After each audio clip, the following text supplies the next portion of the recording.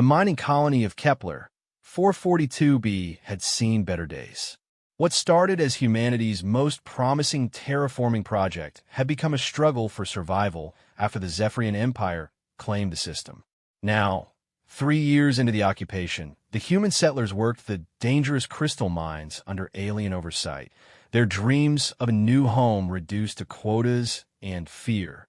17-year-old Maya Chan wiped sweat from her forehead as she emerged from the deepest mine shaft, her environmental suit's cooling system struggling against the planet's humid atmosphere.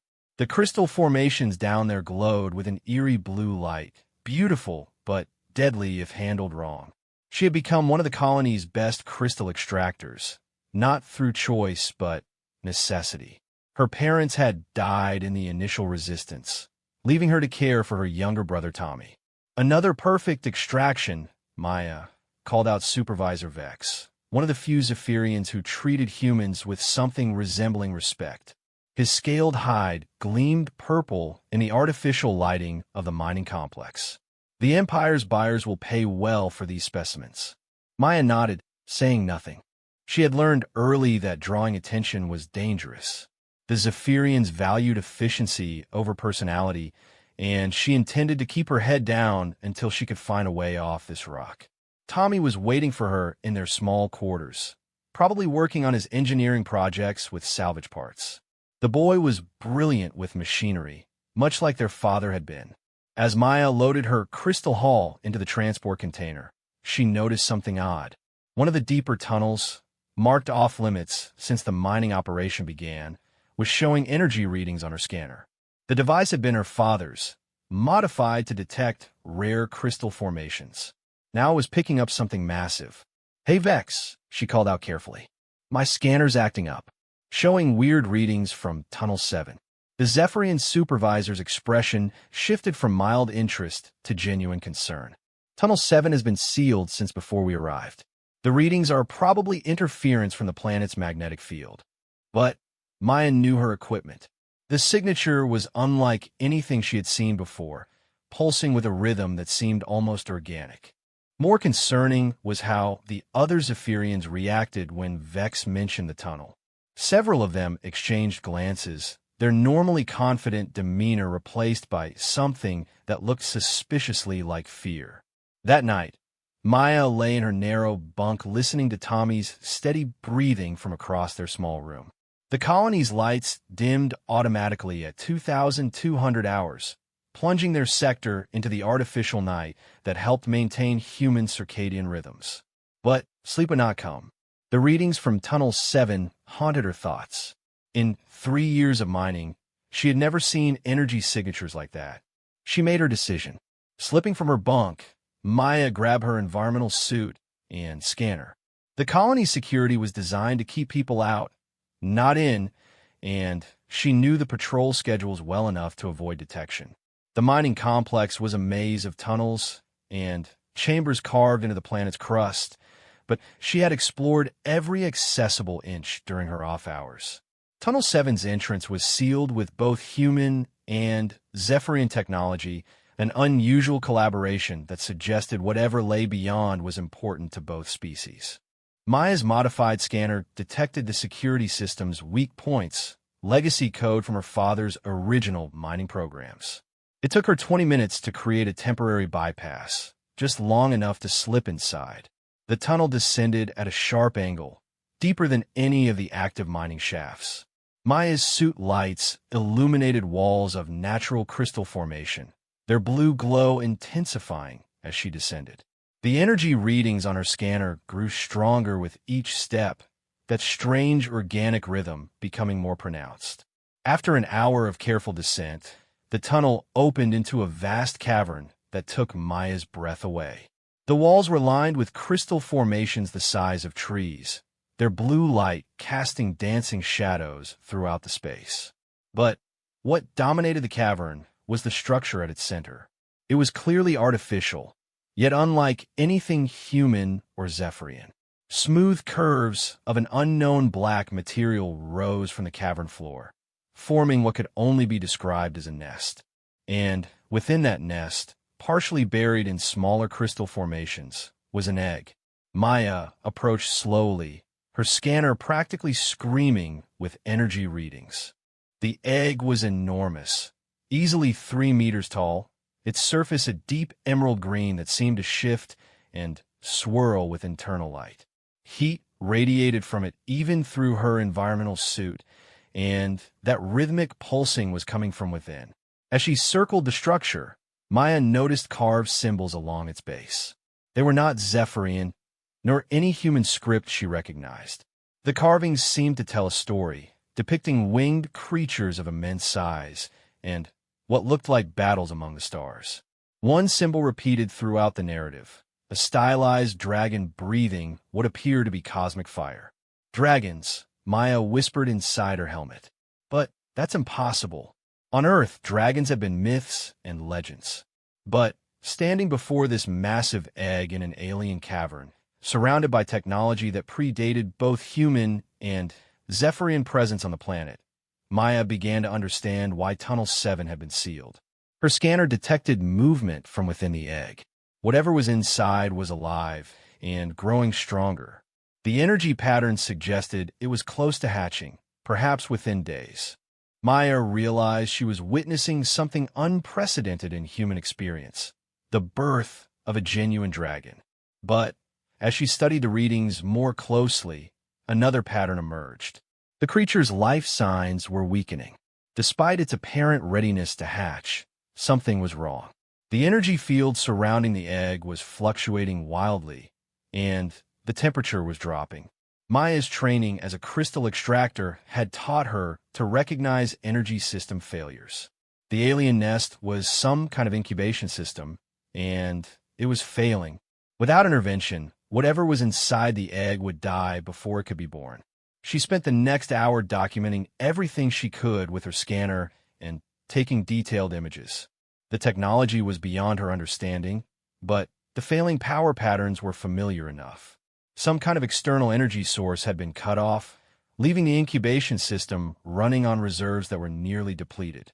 As Maya prepared to leave, she noticed something that changed everything. Hidden beneath layers of crystal growth was a control panel of sorts, its alien symbols slowly pulsing with fading light. Her father's scanner detected human energy signatures mixed with the alien technology. Someone had been here before her. Someone human had interfaced with the system and possibly caused its current failure. Maya returned to the colony with more questions than answers. She spent the next day researching the colony's records, looking for any reference to Tunnel 7 or the early mining operations. What she found in the archive files made her blood run cold. 3 years ago, during the first week of Zephyrian occupation, a human mining team had breached Tunnel 7. The official report stated they had encountered a geological anomaly and were ordered to seal the tunnel permanently. But Maya found her father's personal logs hidden in the scanner's memory banks. Day 5 of occupation. The Zephyrians are more interested in Tunnel 7 than the crystal deposits. Forced our team down there against safety protocols. Found something that shouldn't exist. The team leader, Morrison, interfaced with some kind of alien control system. Everything went wrong after that. The Zephyrians were terrified, talking about the sleepers and ancient enemies. They've ordered us to shut down whatever Morrison activated, but I don't think we can. The energy patterns are beyond our understanding. The final entry was brief. Morrison's dead. Systems failing. The Zephyrians say we've doomed everyone, but they won't explain why. Sealing the tunnel tomorrow. God help us all. Maya understood now. Her father's team had accidentally activated the incubation system, but they had lacked the knowledge to maintain it. The failing power systems she had detected were the result of human interference with technology they could not comprehend. But she also understood something else. The Zephyrians' fear was not just about the dragon itself. The symbols she had seen, the references to star battles, suggested these creatures had played a role in galactic history. Perhaps they were enemies of the Zephyrian Empire, or worse, perhaps they were something the Empire had thought extinct. Either way, Maya faced an impossible choice. She could do nothing and let an intelligent being die before it was born, or she could try to help and potentially unleash something that had terrified two different species. That night, as she lay listening to Tommy's breathing, Maya made her decision. She had seen too much death already. Her parents, friend from the initial resistance, fellow miners claimed by crystal poisoning or equipment failures. If she had the chance to save a life, even one as alien and dangerous as the dragon, she would take it. She began planning her return to Tunnel 7, this time with equipment that might help stabilize the failing incubation system. Her father's scanner contained detailed records of the colony's power distribution network. With the right modifications, she might be able to redirect power to the alien nest. But as Maya worked on her preparations, she noticed changes in the colony's routine. Zephyrian security patrols had increased, and Supervisor Vex seemed nervous whenever anyone mentioned the sealed tunnels. Something was happening, and Maya suspected it was connected to the dying dragon in the depths below. 2 days later, as she prepared for her second descent into Tunnel 7, alarms began sounding throughout the colony. Maya rushed to the communications center with the other humans, where they found chaos among the Zephyrian overseers. Sensor readings from the deep tunnels. One of them was reporting in their rapid, clicking language. The sleeper stirs. Power fluctuations detected in the sealed chambers. Supervisor Vex translated for the humans. Geological instability in the lower levels. All deep mining operations are suspended until further notice. But Maya understood the truth. The dragon's failing life signs were being detected by Zephyrian sensors. They knew something was dying in Tunnel 7, and their fear was palpable. That night, with the colony under heightened security, Maya made her most dangerous journey yet. She had to reach the dragon before the Zephyrians decided the safest course was to collapse Tunnel 7 entirely. With modified power cables and her father's scanner, she descended once more into the crystal depths. The dragon's condition had worsened. The egg's surface was now cold to the touch, and the energy readings were barely detectable. Maya worked quickly, connecting her power cables to the alien control system and praying that human electrical standards were compatible with whatever technology the dragons had used.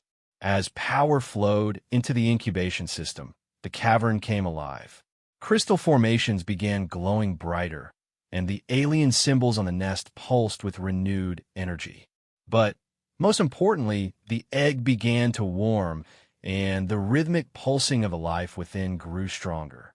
Maya had saved the dragon's life. Now she had to figure out what to do when it hatched. As she monitored the stabilizing energy patterns, Maya noticed something else. The alien control system was interfacing with her scanner, downloading information at an incredible rate. Somehow, the dragon's nest was learning about humanity through her father's device, absorbing data about human technology, language, and history. When the download completed, a new set of symbols appeared on the control panel. These were different from the ancient carvings, simpler and more direct. With growing amazement, Maya realized they were instructions written in a combination of human mathematical symbols and simplified dragon script. The message was clear. The hatching would occur within hours, and the dragon would need guidance when it emerged. The ancient technology had determined that Maya, as the one who had saved its life, would serve as the newborn's first contact with the current galaxy. Maya settled in to wait, knowing that when the dragon hatched, everything would change. For herself, for the colony, and possibly for the relationship between humanity and the wider galaxy. In trying to save one life, she had set in motion events that would echo across the stars. The egg began to crack just as the colony's morning cycle began, 3 levels above. The first crack appeared along the egg's upper curve, glowing with internal fire. Maya held her breath as she watched a civilization's legend come to life before her eyes. The ancient incubation chamber hummed with power she had helped restore, and the air itself seemed to vibrate with anticipation. Another crack split the emerald surface, this one accompanied by a sound that Maya felt in her bones rather than heard. It was deep and resonant like the planet itself was singing. Through her scanner, She detected massive energy fluctuations as whatever was inside prepared for its first breath of outside air. Maya had read every xenobiology text in the colony's database during her preparation. She understood the theory of hatching protocols for reptilian species, but this was something far beyond Earth's evolutionary tree. This was a being whose ancestors had possibly flown between stars when humanity was still learning to make fire. The egg split open with surprising gentleness, the emerald shell peeling away like flower petals. What emerged was not the massive beast Maya had expected from the ancient carvings, but something small and vulnerable. The dragon hatchling was barely larger than a house cat, its scales a deep gold that shifted to copper in the crystal cave's blue light. But even newborn, there was no mistaking what it was. Delicate wings unfurled from its back, membranes stretched between finger-like supports. Its head was distinctly draconic, with large eyes that held an intelligence that made Maya's breath catch. Those eyes were the color of molten amber, and they fixed on her with unmistakable awareness. The hatchling tried to stand on unsteady legs, stumbled, and made a sound that was half chirp, half growl. It was clearly confused, possibly frightened, and definitely hungry. Maya realized she had no idea what a newborn dragon might eat, or even if it could survive in the cave's atmosphere without the incubation system support. Moving slowly, Maya approached the nest. The hatchling watched her with those intelligent eyes, its small head tilting with curiosity rather than fear. When she extended her gloved hand, it sniffed cautiously, then made a decision that surprised them both. The tiny dragon pressed its warm snout against her palm and made a soft trilling sound. "Hello there, little one," Maya whispered, her voice trembling with emotion. "I'm Maya. I guess I'm your first friend in this galaxy." The hatchling's response was immediate and unexpected. It began to glow, not with fire, but with the same energy that had powered the incubation system. The light was warm and golden, and Maya felt it penetrating her environmental suit to reach something deeper than her physical body. Information flooded her mind, not in words but in concepts and emotions. The dragon species called themselves the Draconis Eternus, the Eternal Dragons. They were an ancient race that had once served as guardians and mediators between the younger species of the galaxy. But something had happened, something that forced them into a great sleep to wait for a time when they might be needed again. This hatchling was one of the last, hidden on worlds throughout the galaxy in case their species ever faced extinction. The incubation systems were designed to activate when galactic civilization reached a critical point, when the balance of power threatened to destroy the very fabric of spacefaring society. Through the mental connection, Maya understood that the Zephyrian Empire's expansion had triggered the awakening protocols. The dragons were meant to emerge as a balancing force, but something had gone wrong. Most of the hidden eggs had failed to hatch, their systems damaged by time or interference. This hatchling, whom Maya instinctively began thinking of as Echo for the way it seemed to reflect her emotions, was possibly the only one of its kind still alive. And it had imprinted on her as its guide and protector. The implications were staggering. Maya had not just saved a unique creature. She had potentially altered the course of galactic history. But as she looked into Echo's trusting eyes, all she could think about was keeping this innocent being safe. Her scanner chimed with an urgent alert. Motion detectors throughout the colony were registering activity, and the Zephyrian security forces were mobilizing. Someone had detected the power surge from the incubation system's activation. "We need to get out of here," Maya told Echo, though she suspected the young dragon understood far more than its apparent age should allow. "Can you move? Can you travel?" Echo responded by climbing onto her shoulder with surprising agility. The hatchling was heavier than it looked, but not uncomfortably so. More importantly, it seemed to understand the danger they faced. Maya began the long climb back to Tunnel 7's entrance, but her modified scanner was picking up Zephyrian forces converging on the area. They had minutes at most before the tunnel was sealed permanently, possibly with both of them inside. As they reached the tunnel's upper sections, Maya heard the distinctive sound of Zephyrian excavation equipment. They were not just sealing the entrance, they were preparing to collapse the entire tunnel system. Whatever had terrified them about the dragon was strong enough to make them destroy valuable mining infrastructure. There has to be another way out, Maya muttered, studying her scanner's readings of the tunnel network. The device showed several smaller passages that connected to other parts of the mining complex, but they were all too narrow for a human in an environmental suit. Echo made a soft questioning trill, and Maya felt that strange mental connection activate again. The young dragon was offering to help, though Maya could not understand how something so small could assist with their escape. Her answer came when Echo began to glow again, this time with intense heat rather than gentle warmth. The dragon's natural fire abilities, even as a hatchling, were far beyond anything Earth's legends had imagined.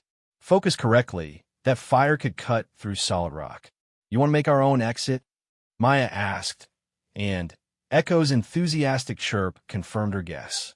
Working together, they carve a new passage through the cave wall, Echo's flame cutting through stone while Maya used her mining equipment to clear debris. It was exhausting work, but Maya's experience as a crystal extractor proved invaluable. She knew how to read rock formations, how to find the weak points that would allow passage without triggering a collapse. They emerged in one of the abandoned mining shafts 3 levels above Tunnel 7, just as the Zephyrian demolition charges detonated. The explosion shook the entire complex, and Maya knew that the ancient dragon nest was now buried under tons of rubble. But Echo showed no distress at the destruction of its birthplace. Through their mental connection, Maya sensed that the dragon understood the nest had served its purpose. The important thing now was survival and growth. Getting back to their quarters without detection required all of Maya's knowledge of the colony's layout. She used maintenance passages and air recycling shafts to avoid the main corridors, while Echo remained hidden inside her environmental suit's equipment pouch. The young dragon seemed to understand the need for secrecy, remaining perfectly still whenever they paused to avoid security patrols. Once safely in their small room, Maya faced the challenge of explaining Echo's presence to Tommy.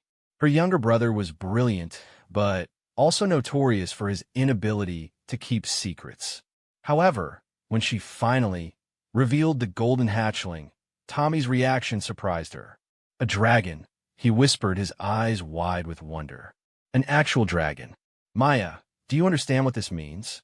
"It means we're in more danger than ever before," Maya replied, but she could see Tommy's engineer mind was already working on the possibilities.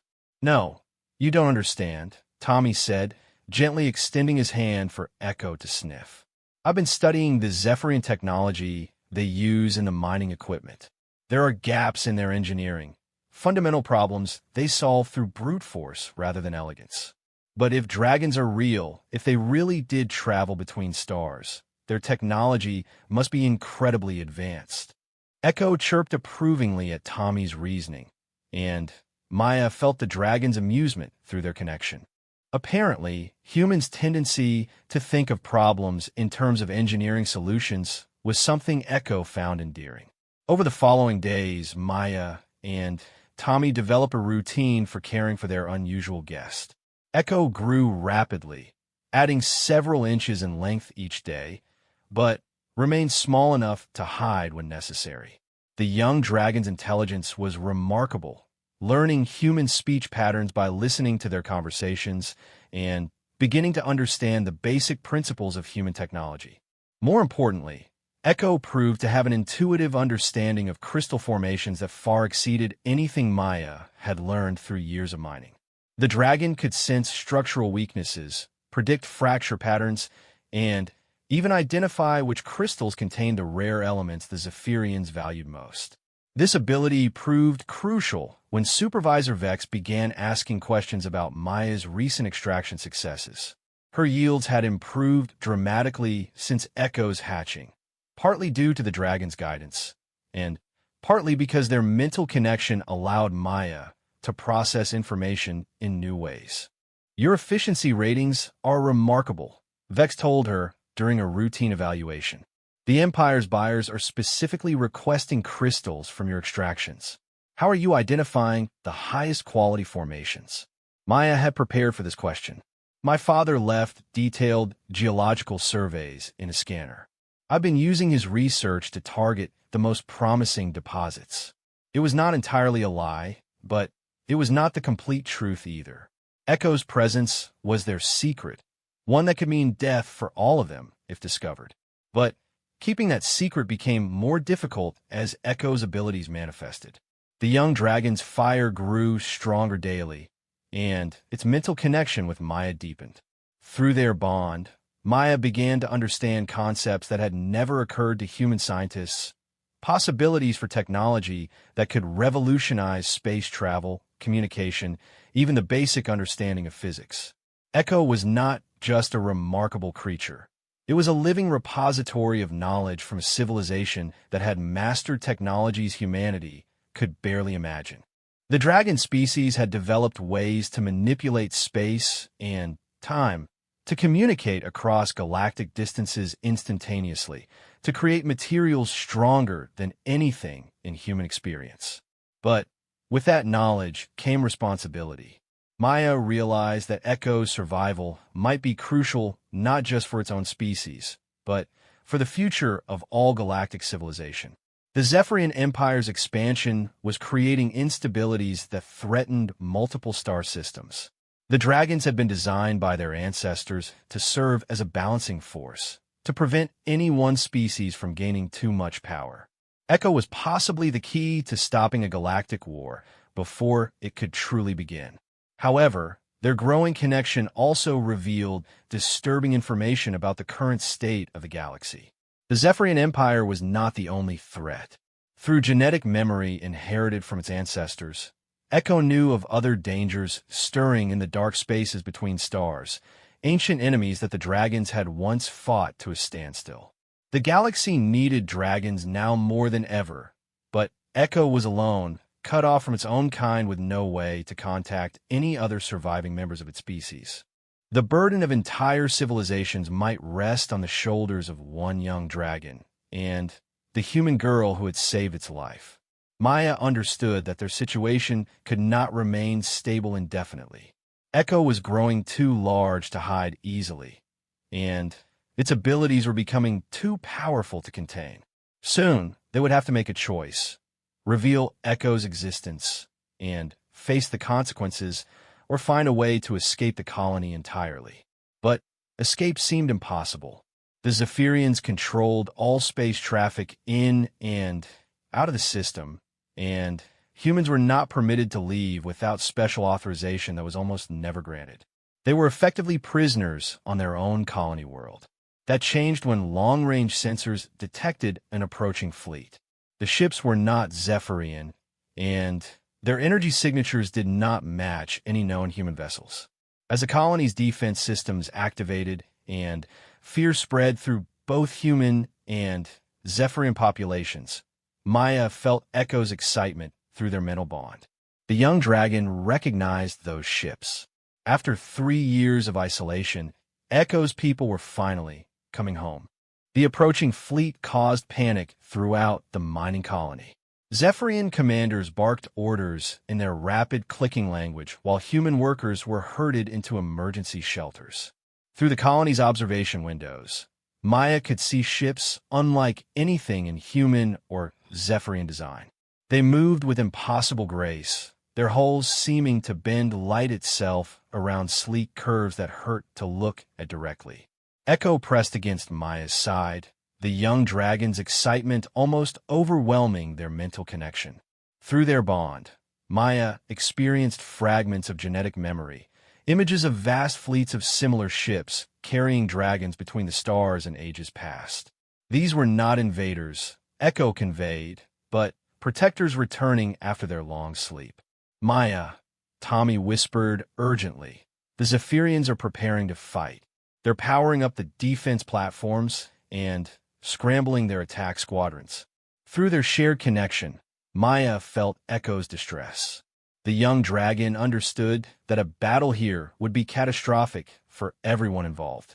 The colony was too close to the planet's surface, too fragile to survive a space engagement. Worse, the approaching dragon fleet would not know that humans and Zephyrians were both trapped below, unable to escape the crossfire.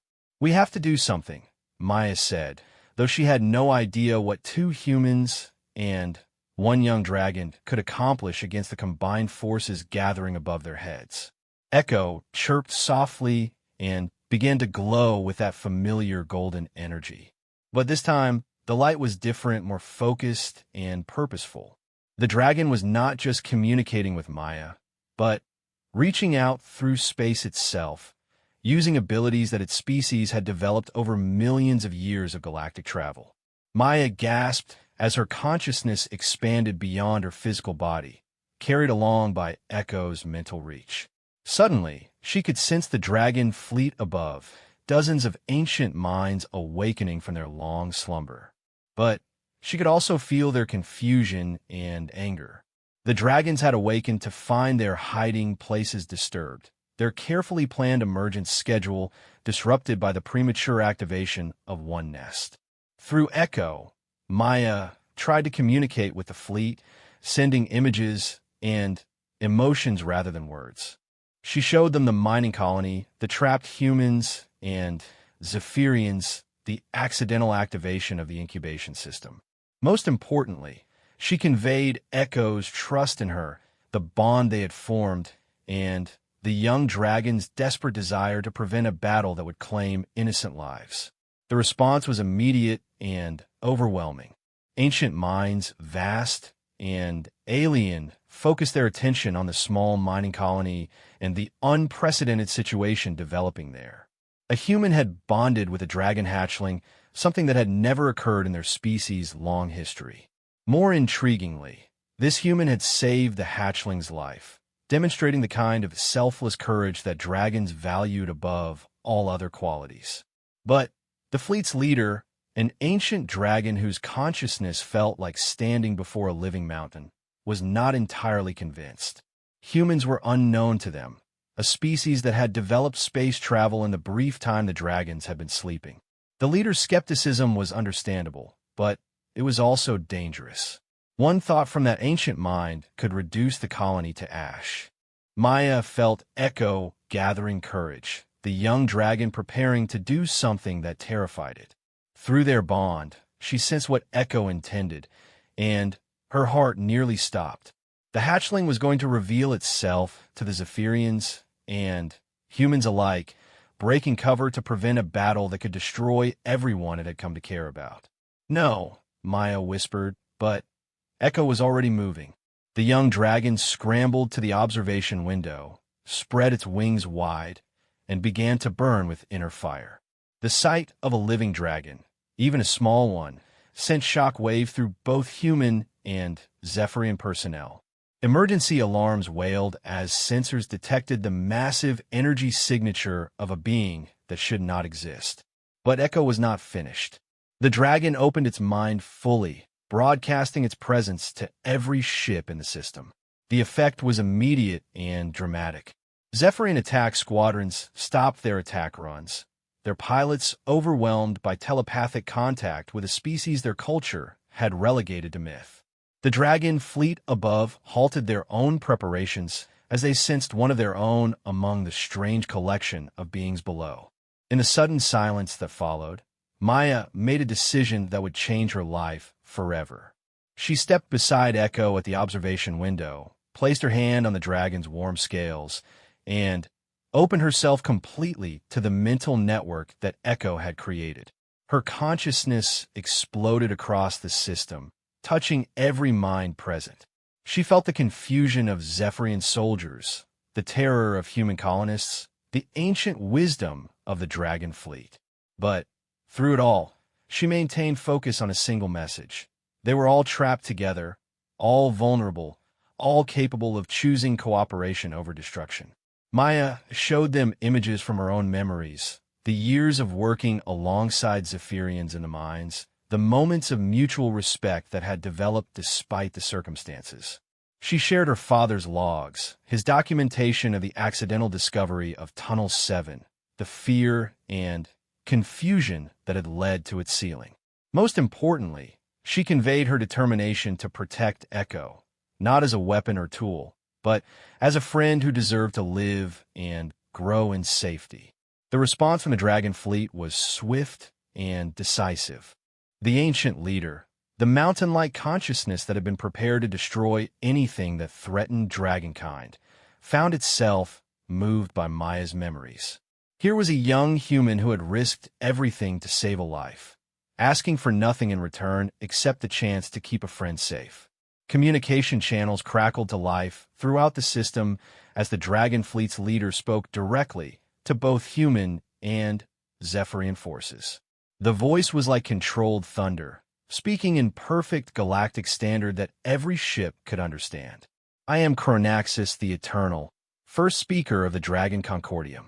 We have slept for 10,000 years, waiting for a time when the galaxy would need our guidance once more.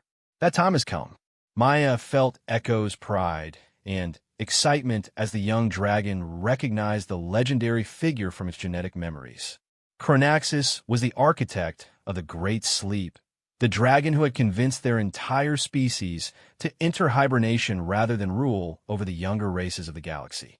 We find ourselves in an unusual situation, Chronaxus continued. One of our youngest has been awakened early and has formed a bond with a human. This bond has provided us with unique insight into current galactic affairs. The Zephyrian Empire's expansion threatens the balance we have sought to maintain, but we have also seen acts of courage and compassion that give us hope for all species involved. Maya watched as Zephyrian commanders struggled to process what they were hearing. Their entire military doctrine was based on the assumption that they were the dominant force in their region of space.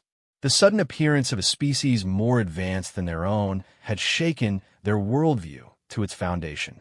But Chronaxus was not finished. We propose a new arrangement.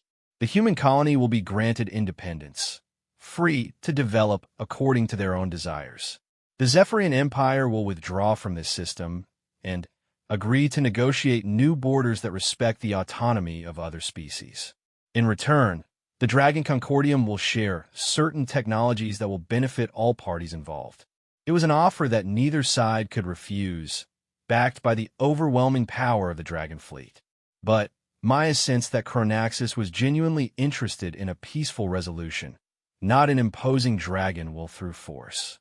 Supervisor Vex was the first Zephyrian to respond, his voice shaking as he activated the colony's communication system.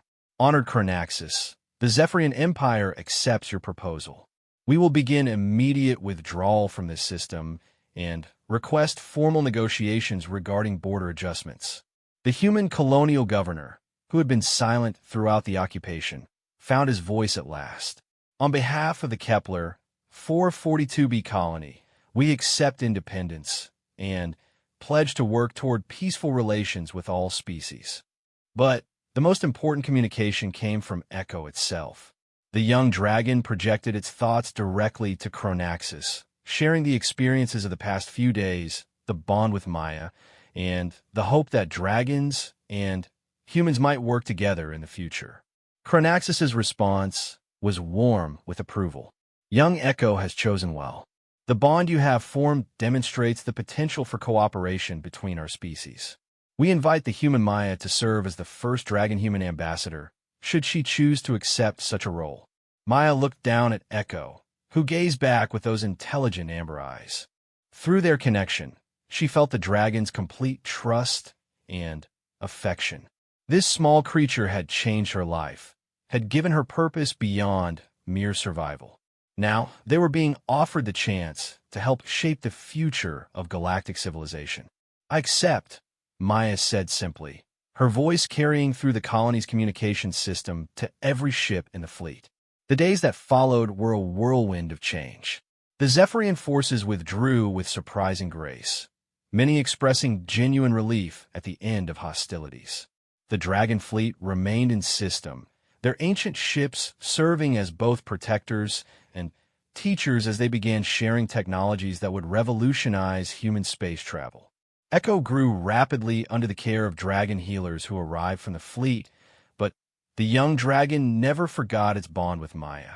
As Echo's true abilities manifested, including the power of interstellar flight and advanced telepathic communication, the dragon insisted that Maya accompany it on diplomatic missions throughout the galaxy. Tommy was offered a place in the Dragon Fleet's engineering corps, where his talent for understanding complex systems made him invaluable in adapting dragon technology for human use. He accepted eagerly, excited by the opportunity to work with beings whose engineering knowledge spanned millennia. The mining colony was transformed into humanity's first interstellar diplomatic station. Its crystal caves converted into meeting chambers where representatives from dozens of species gathered to discuss the new galactic order that was emerging. The Zephyrian Empire, humbled but not destroyed, became an active participant in these discussions, their military efficiency channeled into peaceful exploration and development. But for Maya, the greatest reward was watching Echo grow into the magnificent being it was meant to become. The dragon's scales deepened to a rich bronze gold, and its wings spread wide enough to carry them both among the stars. The mental bond they shared had evolved into something deeper than telepathy, a genuine friendship that transcended species boundaries. On quiet evenings, when the diplomatic meetings were finished and the various delegations had returned to their ships, Maya and Echo would fly together through the crystal caves where they had first met. The caverns were now a shrine of sorts, a reminder of how a single act of compassion had changed the course of galactic history. "Do you ever regret it?" Maya asked one evening as they perched on a crystal formation that glowed with reflected starlight. "Bonding with a human instead of growing up among your own kind." Echo's response came not in words, but in pure emotion, a wave of contentment and joy that left no room for doubt. The dragon had found exactly what it was meant to find in that dark cave, a friend who valued life above all else and who had been willing to risk everything for the sake of an unknown creature. Through their bond, Maya felt Echo's vision of the future. Dragons and humans working together to explore the galaxy, to solve the conflicts that arose between different species, to protect the innocent and preserve the balance that kept civilization from destroying itself. It was a grand destiny for a girl who had once wanted nothing more than to escape a mining colony with her younger brother. But as Maya looked out at the stars, she realized that sometimes the greatest adventures began with the smallest acts of kindness. She had saved Echo's life on impulse, driven by nothing more than an unwillingness to let an innocent being die. That single decision had resonated across the galaxy, touching the hearts of ancient dragons and changing the destiny of entire civilizations. Echo chirped softly, a sound Maya had come to recognize as dragon laughter. Through their mental connection, she sensed the dragon's amusement at her philosophical thoughts. Echo preferred to live in the moment, to enjoy each day as it came, trusting that their bond would guide them toward whatever challenges and adventures awaited. "You're right," Maya said, scratching the sensitive spot behind Echo's jaw that always made the dragon purr. "No point in worrying about tomorrow when today has been pretty amazing." Above them, the dragon fleet maintained its protective patrol, ancient guardians watching over a galaxy that was finally learning to see cooperation as strength rather than weakness. In the depths of the crystal caves, new dragon eggs were being discovered and carefully tended, each one a promise that the great sleep was truly over. And in the center of it all, a human girl and her dragon friend planned their next diplomatic mission, secure in the knowledge that their bond had become the foundation for a new era of galactic peace. Maya had set out to save one life and had ended up saving countless others. Echo had hatched into a universe that must have seemed terrifying and alien, only to discover that friendship could transcend any barrier. Together, they had proven that resolve tempered with compassion could soften even the hardest heart, and that the smallest acts of kindness could echo across the stars themselves. The galaxy was vast and full of wonders waiting to be discovered, and Maya and Echo would face them together, one adventure at a time.